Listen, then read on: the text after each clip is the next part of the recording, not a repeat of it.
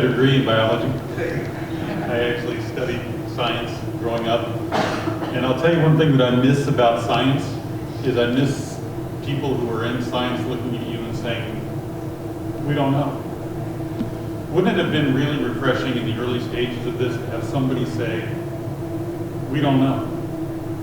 We think we got a problem here, but can you imagine how much more faith we would have? I am saddened by the damage that this debate has done to science.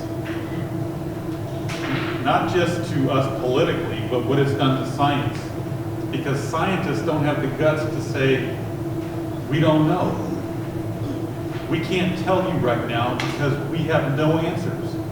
Instead, there is this pretense that we know it all and you should listen to us. And it's created such a chasm between people because there are those that want to believe it and force it on you, and those that don't believe it and just want to make up their own minds, right? So we've lost a lot of that. And I come at this from a very personal angle. My wife owns a clothing store, and during the pandemic, we were shut down for 16 weeks. Costco wasn't, they were selling women's clothes. Walmart wasn't, they were selling women's clothes. Amazon was open, they were selling clothes, right? But a small business person couldn't. And then when they were opened up, the restrictions for her store, which is about 1,500 square feet, and she maybe gets 10 customers a day, were so restrictive that she couldn't sell what she needed to sell. But yet you could walk through a line at Costco, or you could walk through a line anywhere and not have that issue. So the system has picked and chosen winners. And science has told us they know when they don't know. And we pretended that this needs to be forced on us. And I, just so you know, I'm vaccinated. I've had pneumonia a number of times. So mine was my own personal decision. I said, you know what, I can't risk getting a lung infection because it will kill me. My wife is not. Matter of fact, my wife is complete QAnon.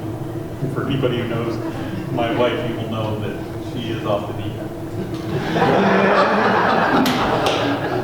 and I love her. But what's amazing is we can have a great debate about that. And we've done a lot of research. We know what we we don't know. And the hardest part for me is I'm a public official now and we've got to make decisions. And the amount of pressure, just so that I can put this kind of in perspective for some of you, on us to make it mandatory for every port employee is tremendous. Our executive director is inundated with people who say you have to make it mandatory. And then you have those that say you can't make it mandatory. And then you have commissioners that say, we're going to make you do something, and he's going to say, I'm going to quit. I don't care which way you tell me. These are my employees. I'm tasked with hiring them, and you're going to force this. So look what this debate has done to us as people. It's repugnant. We're adults. We can make up our own minds. We should be allowed to make up our own minds. Individual liberty is still around. Our brains still work. We gave up a lot of rights along the way. And quite frankly, it's the old gray-haired white guys. It's my generation that did that. So Barb and I are part of this generation that allowed this to happen because we let the schools teach our kids without paying close enough attention, right? We did that. We didn't watch the curriculum. We did that. We're guilty. We can't be guilty of that now. You can't be guilty of that with the next generation. We can't let our kids be controlled by the school systems. I'm a port commissioner. I hope you guys all vote for me in the port. But I will tell you the most important elections on the ballot are your school boards at this point in time. They far outweigh anything on the local or national level in the next few years. Getting the right school board candidates is a priority for everybody. And I will say that above my own race. Make sure you get the right school board candidates or pull your kids out.